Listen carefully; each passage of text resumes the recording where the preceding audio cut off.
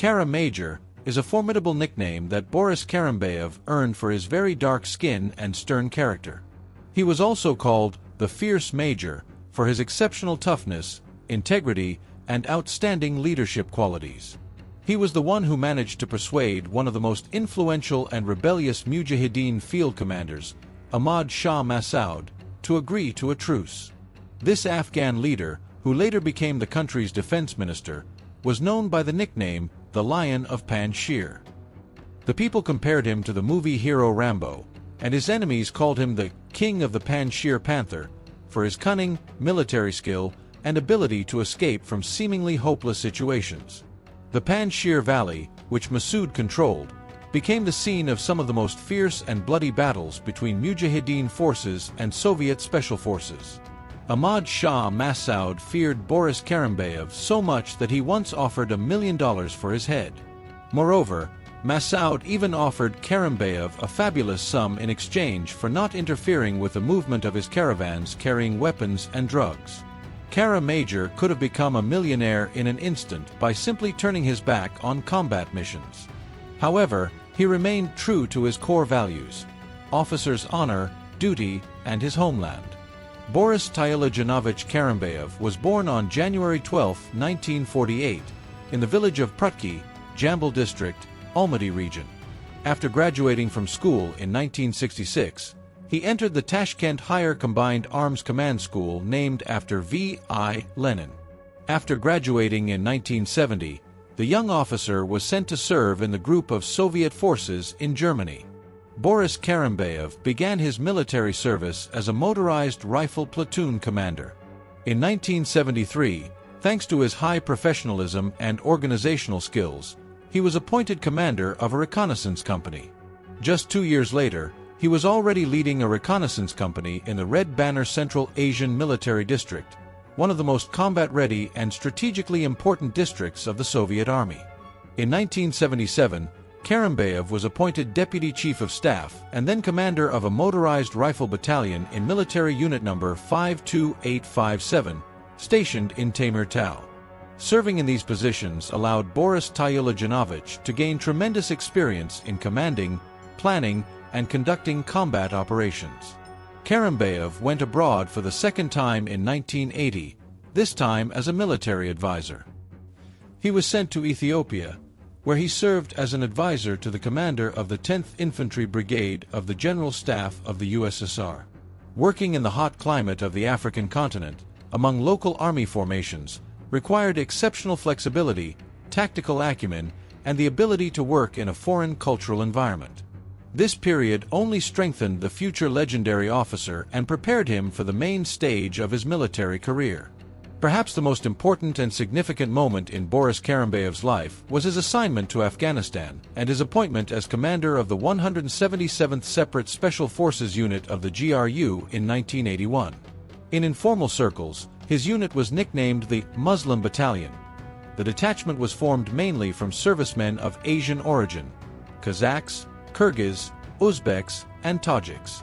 This selection of personnel made it easier for the fighters to adapt to the Muslim environment of Afghanistan, understand the local mentality, and work more effectively among the population. Meanwhile, the first zinc coffins began to arrive in the Soviet Union, and the war in Afghanistan was becoming increasingly brutal. When Boris Kerimbaev arrived with his unit in the Democratic Republic of Afghanistan, they were initially based in the city of Maymana, in the province of Faryab. The main task of the unit was to conduct deep reconnaissance, carry out sabotage and anti-guerrilla operations, and participate in open combat. One of the first serious tasks for the 177th Detachment was an operation in the Panjshir Valley, the heart of the Mujahideen resistance under the control of Ahmad Shah Massoud. In January 1982, Kerimbaev's fighters were involved in an operation in the area of the Afghan village of Darbosa, where they had to operate in difficult mountainous terrain, often without communication, with limited resources, and under constant threat of ambush. At the end of May of the same year, Boris Kerimbaev, commander of the 177th Special Forces Detachment, was tasked with capturing the strategically important Panjshir Valley, which had just been liberated from Afghan opposition forces. The gorge got its name from the river of the same name that flows along its bottom.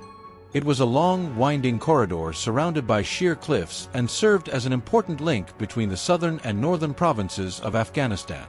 Geographically, this place was extremely inconvenient for offensive operations.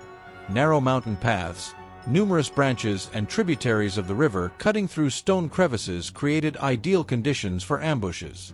For anyone who tried to pass through this gorge, it turned into a stone trap. Virtually every rock and every ledge could hide an armed fighter, and the height and limited space made conventional combat operations extremely dangerous. Kerimbayev was given only 30 days to hold this territory, but in reality, he had to hold his positions in the Panjshir Gorge for almost a year. This period became a real test for the Muslim Battalion. As an experienced scout and strategist, Kerimbayev understood that engaging in open combat with Ahmad Shah Massoud's army, which significantly outnumbered his unit, would be tantamount to suicide. Therefore, he chose the tactics of guerrilla warfare, a method he knew well and was able to adapt to the conditions of mountainous Afghanistan. Kerimbayev's unit operated silently, methodically, and with deadly efficiency. They carried out lightning raids on caravans carrying weapons and drugs, captured key heights, set up ambushes in narrow mountain passes, and carried out false diversionary maneuvers to mislead the enemy. Operations were conducted mainly at the exit of the gorge, in the area of the most important strategic object, the Salong Pass, also known as the Throat of Kabul. The Panjshir Gorge was crossed by a vital transport artery, the Khyratyn-Kabul Highway. It played a critical role in supplying the Soviet contingent. Convoys carrying ammunition, weapons, fuel, food, and other essential cargo traveled along it. Without it, it would have been impossible to conduct full-scale combat operations in the region. Realizing this, the Mujahideen made desperate attempts to take control of the gorge or at least interrupt the logistics chain. But despite all the difficulties, the 177th Special Forces Detachment, commanded by Boris Kerimbayev, managed to hold its positions. Over the course of a year of service in Panjshir, more than 1,000 fighters passed through the detachment. The losses amounted to only 50 people, a minimal figure by the standards of the Afghan campaign, given the intensity of the fighting in the area. It was for these achievements that Kerimbayev earned the nicknames Father and Commander among his colleagues and subordinates. He enjoyed unquestionable authority and respect. For him, the most important task was not simply to carry out combat missions, but to save the lives of his soldiers. The most valuable thing is that when you become a commander, especially there in Afghanistan, you feel a responsibility that is not easy to bear. First and foremost, it is people's lives, Boris Kerimbayev later said. The legendary Afghan commander Ahmad Shah Massoud, known as the Lion of Panjshir and the scourge of the Soviet troops, first tried to eliminate Kerimbayev physically. He promised $1 million for the major's head, a huge sum at the time. Moreover, Massoud was ready to pay Kerimbayev even more personally, if only he would give up defending the gorge and allow his caravans with weapons and drugs to pass unhindered. But even that did not work. Kerimbayev remained true to his oath, his duty, and his conscience. When the fighters first arrived in the gorge, Massoud declared that within a month he would destroy every last one of them and roast their commander on a bonfire. Everyone understood that these were not empty threats. Massoud was known for his cruelty and organization. However, the 177th Unit not only held out, but also turned the tide of combat operations in the region. Massoud never managed to defeat the Muslim Battalion. Once, Kerimbayev was indeed given a whole bag of dollars, money received either as a result of an operation or as a bribe from the enemy. Without hesitation, he ordered it to be burned in front of the soldiers. His words were remembered by everyone.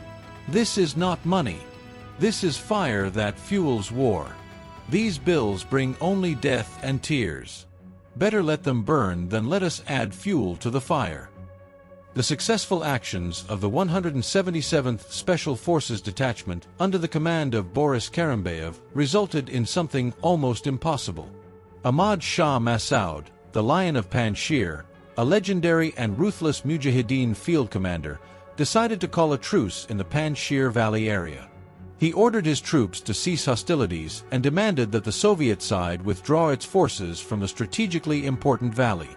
This was the first time in the history of the Afghan conflict that such an influential Mujahideen leader had agreed to a temporary peace agreement with Soviet forces, and it was thanks to Karimbayev's determination, strategy, and the respect he commanded even among his enemies.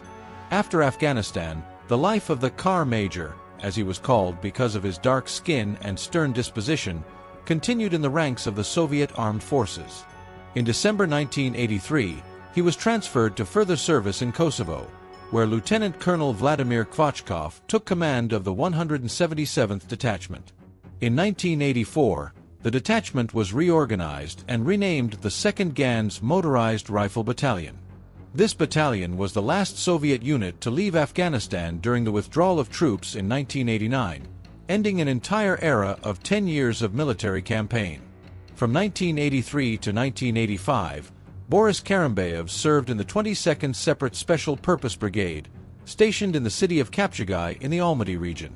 In March 1985, he was appointed commander of the 546th Separate Training Regiment, where he trained new Special Forces soldiers, passing on his unique combat experience to them.